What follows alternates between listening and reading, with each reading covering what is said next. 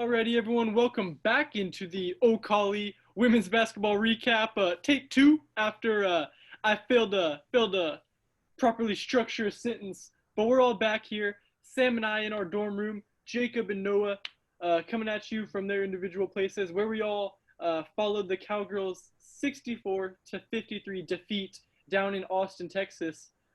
Guys, it was not a pretty game, but there was reason it wasn't a pretty game. I know the Cowgirls' best player, their star leader Natasha Mack, she exited the game after a little period. Guys, what did you think of the way Mack exited that game and kind of how that affected her? Well, I think one thing that we all have to keep in mind is that there's going to be off nights. I mean, not every night's going to be great. This one, of course, was a little unique because having it happen due to an injury, you hate to have that ever happen. But, I thought from the moment that she came back in, it looked like the Cowgirls played pretty decent. And, I mean, I guess technically it sounded like the Cowgirls played pretty decent from what we got to be able to witness. So I think, just a plain takeaway from this game you have to say is just it wasn't the best night. That's going to happen occasionally. It's time to just move on to the next one, honestly. And Jacob, I think you put it in good perspective because I'll say I wasn't able to watch the game tonight. It was on Longhorn Network, which I saw a tweet that said Longhorn Network stands for Let's Have Nothing to Watch, because I don't know too many people that have good old LHN. But I was able to follow Casey Kendricks. I really enjoyed his radio call of the game and was able to follow along with Stats Broadcast. And, like you said, there won't always be, basketball is a game where you're going to have star players leave the game. You're going to have foul trouble. This year, you're going to have COVID. So, the Cowgirls, they struggled with that for like a 9-minute stretch. I think the run was 22-4 over a 9-minute stretch for the Texas Longhorns that they really helped get away from this game. I was impressed with the way the Cowgirls fought outside of that run. They got up 13-12 after one quarter and went on an 11-0 run late to kind of cut the deficit in half and maybe give themselves a little bit of a chance. But, they just had a brutal 9-minute stretch that kind of sunk them from the get-go. And it was it was just kind of a game where that felt kind of weird. It felt kind of different from any of the games the Cowgirls had played all season long. And that might have been because Tasha Mack, the Cowgirls engine, wasn't there. So that kind of just derailed the entire offense for a period of time in midway through the second quarter and then a little bit after the third quarter started. So that maybe was why this game felt off. Also, Jamie Asbury kind of struggled to get going. She shot 18 times, only made 5 of them. In the last few games, she's been automatic. She's been, straight sidebar material for the way she's shot the ball from 3 lately. So when Asbury and Mack aren't on their A game, it's going to be difficult for the Cowgirls to win. And I think here's one other thing we have to kind of keep in mind here. And I know I'm not one to make excuses or anything, but you're also playing against one of the top 2 or 3 draft picks in this upcoming WNBA draft.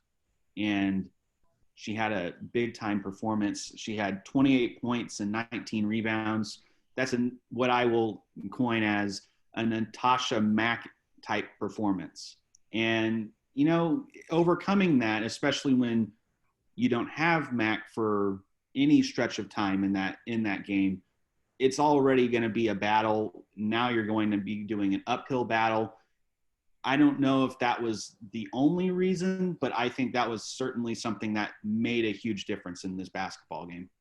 I completely agree, because if all of y'all remember when the Cowgirls played the Longhorns for the first time, in which the Cowgirls won, she was only held to 10 points, and she really struggled. And that was a huge talking point on our post-game pod. And when you come in tonight, such a good player like that, you're not going to get many nights from her like that where she struggles that much. So to see her kind of just bounce back and drop 28 points, I mean, that's something that I kind of expected her to do. You don't see many good players struggle in both meetings with a certain team, and that was just obviously a tough outing for the Cowgirls, just because losing Mack for a little while and, I mean, only getting, was it 8 points from the bench? That's just something that – 9 points, excuse me. That's just not something. Yeah, no, that's a good point that you bring up, especially because, looking down the Cowgirls stat broadcast, wrap-up sheet, there wasn't like a notable performance where we can harp on and say, hey, this player did play great. So, that's kind of the result of, and maybe that is taking away Tasha Mack, that, everyone else, your shots become less open. The defense is more focused on you, and it just becomes harder for everyone. But yeah, when you lose your star, 6'4" center blocks leader, the one person you don't want to be playing is against Charlotte Collier, who, like you said, Noah, is a beast down low. She could have cut her stats from this game in half and almost had a double-double because she had 28 points and 19 rebounds. That's certainly impressive. I think it's certainly worthy of a Natasha Mack-esque stat line, as our colleague Jacob Sturm coined. But hey, the Cowgirls, as Coach Tell said, he's not mad. He's not, he's obviously disappointed in, I guess the result tonight, but not individually in his players. He's still proud of their season-long accomplishments in what has been a very outstanding season for the Cowgirls. To continue with this season, they'll be in Lubbock. They're not even going to come home to Stillwater. They're just going to be spending the night in Austin, busting a few hours west out to Lubbock. So it'll be interesting to watch them go up against, obviously, some familiar foes out there, and to continue what has been a really solid season for the Cowgirls. So unless y'all have any other thoughts, Ben Hutchens, Sam Hutchens, Jacob Sturm, and Noah Weber for the O'Colly. Yeah, stay warm out there, everyone. The Cowgirls were a little cold tonight, as Casey Kendrick put it. So, hey, everyone gets cold once in a while. Stillwater, Oklahoma, one of the warmest cities in the world. It gets cold every once in a while. The Cowgirls had a cold night tonight. We'll see if they can turn around and love it. But yeah, we appreciate you guys for joining us.